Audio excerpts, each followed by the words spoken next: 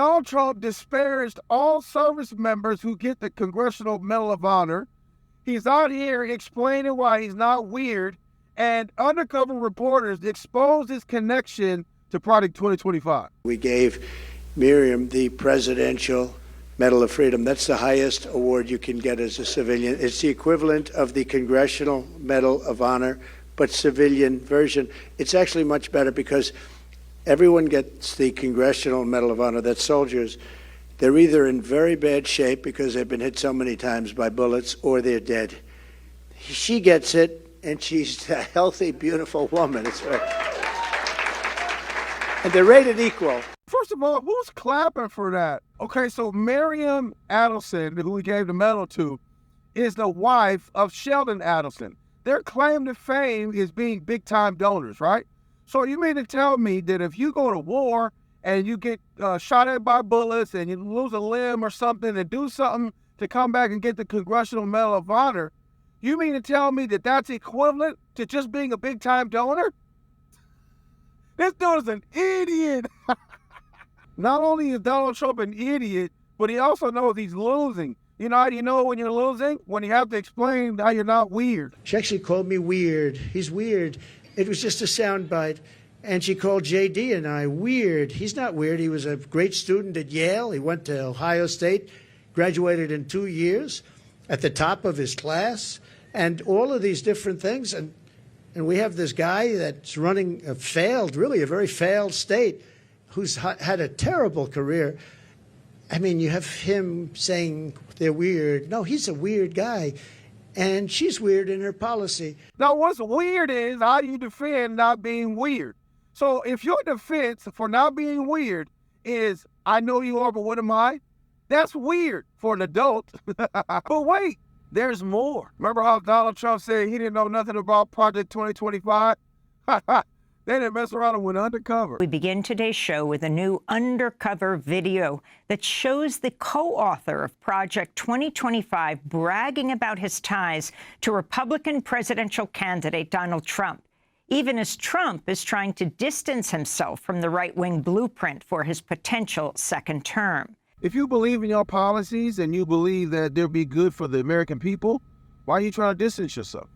The video features Russell Vought, who is director of the Trump White House Office of Management and Budget. It shows Vought meeting in a five-star Washington, D.C. hotel with two men he thought were relatives of a wealthy conservative donor. But Vought was actually talking to two undercover reporters with the Center for Climate Reporting, an independent British news outlet. They were secretly recording him. Trump claims that he don't know who wrote Project 2025. Why is there somebody that was in his cabinet? This is the video report accompanying their new investigation. It's called Undercover in Project 2025, the secretive second phase and the radical policies for rollout on day one. Okay, so apparently it's at least two phases of Project 2025. They put the first phase in writing. I don't think they expected the backlash that they got because, these people are out of touch and they're in their own little bubble or whatever. So they probably didn't expect to get the negative reviews about Project 2025, so much so that Donald Trump is disassociating himself from it. They are cool with the fact that he's distancing himself from it, but they also realize that if they got that type of a response from phase one, they absolutely don't want you to find out what's in phase two. Two undercover reporters posing as donors are about to meet one of the key architects of Project 2025, the radical plan for Trump's second term, in a hotel suite rigged with hidden cameras. Nice to meet you. Would you like coffee or something? I'd love coffee, yeah. Meet Russ Vought, Russell Vogt, the former director of the Office of Management and Budget. He's been called the most dangerous MAGA diehard you've never heard of. I am opposed to the Department of Education because I think it's the Department of Critical Race Theory. The Russ Vogt were comrades in arms.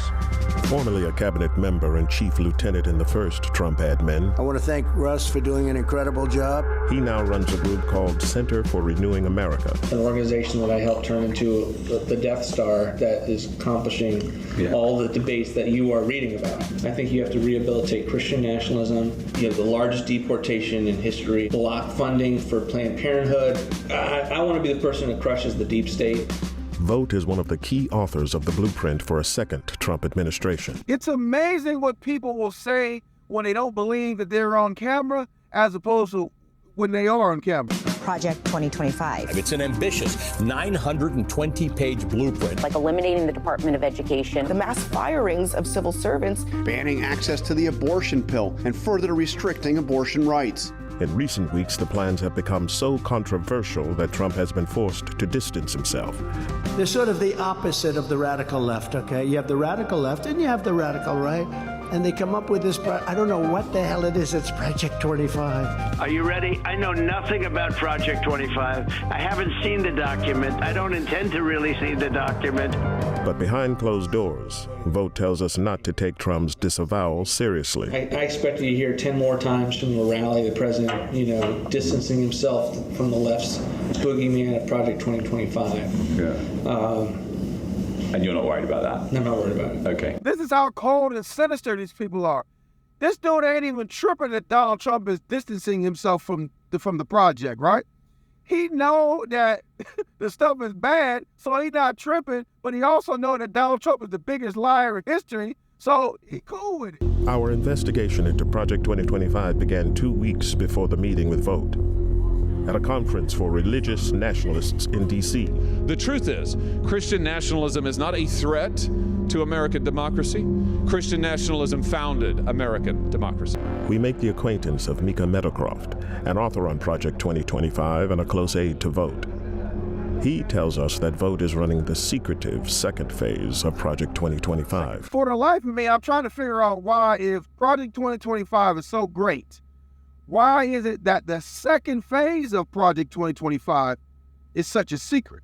And the second phase after the book came out was to break down like actual sort of policy packets and executive orders and agenda items and things like that. That's been supervised largely by us. The first phase of Project 2025 was a 922-page policy book published openly. The second phase is a comprehensive, concrete transition plan for each federal agency. These much more detailed plans are confidential. See what I'm talking about? Why they're confidential though?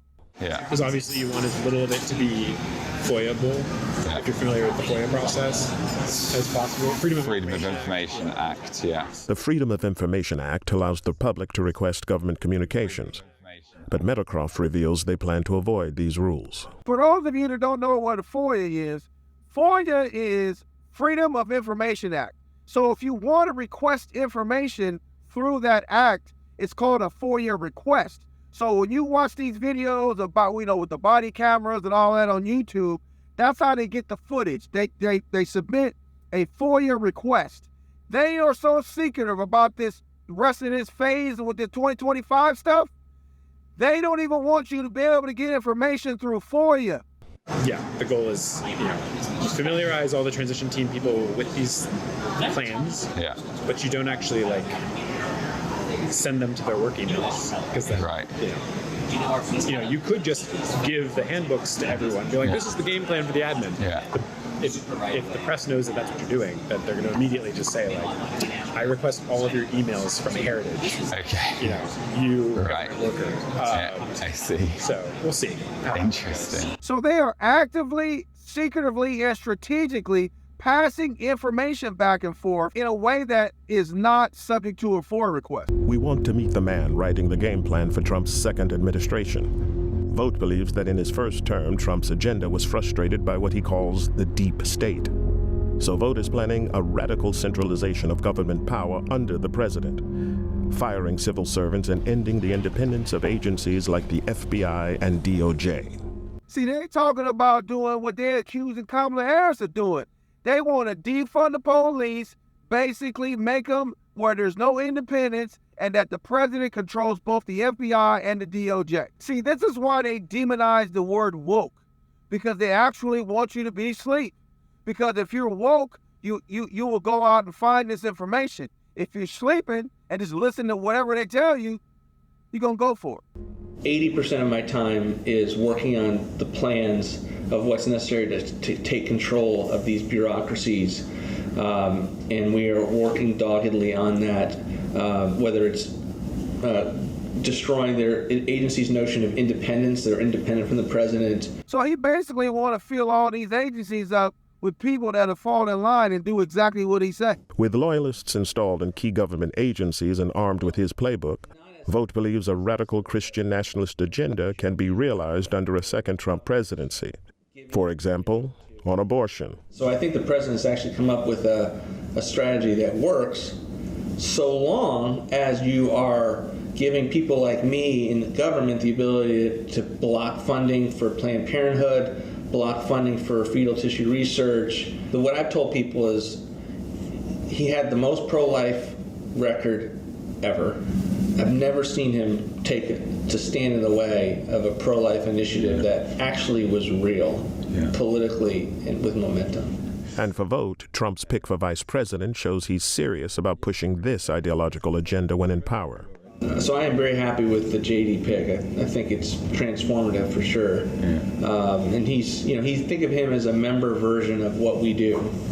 So there's no think tank, no policy organization, no battle plan creator other than us for the worldview that I think Donald Trump has and that JD has. But as public backlash against these plans builds, the Trump campaign has been scrambling to distance themselves from Project 2025's authors. It's complete and utter bullshit for any reporter to write that this is the way it is. The president's made it clear these people do not speak for him. They do not speak for the campaign. But Vogt tells us that behind the scenes, things are much friendlier. The Trump campaign recently picked him to write the Republicans' policy platform. Wait a minute. So you claim to not know who the author of the Project 2025 project, right? But you just happen to pick the author of Project 2025 to run the RNC platform? You don't knock it off. Making him essentially Project 2025's man on the inside. I think the best example is like the campaign selected me to be the platform because of their views on my policy ideas, and they're not running from all of the negativity that I get from the press. So what he's basically saying is that they're not running from all of it. That's why he got picked to run the platform. They're just running from some of it. Project 2025's Radical Phase 1 policy book turned into a PR disaster. The director of Project 2025 has stepped down after facing criticism from both Democrats and the Trump campaign. But Vogt's Phase 2 battle plans, top secret and handed directly to the transition team, remain unburdened by the brand. And are you going to rebrand that second phase at all? For what I do? The brand's not important. And you're not worried that if it has Project 2025 on, he's going to go no. And you're not going to publish those? No. They go straight to... Yeah, they're very, very close hold. Yeah. Okay. Brilliant. It's been an education. Appreciate it. Thank you for your time. Thank you so much. Close hold, huh? They know that stuff is foul. I mean, if it's not foul, then why are you keeping it close hold, keeping it top secret and all of that? That's crazy. But look, this is why they demonize woke, because they don't want you to be awake. They want you to be exactly what they want you to be, and that is sleep.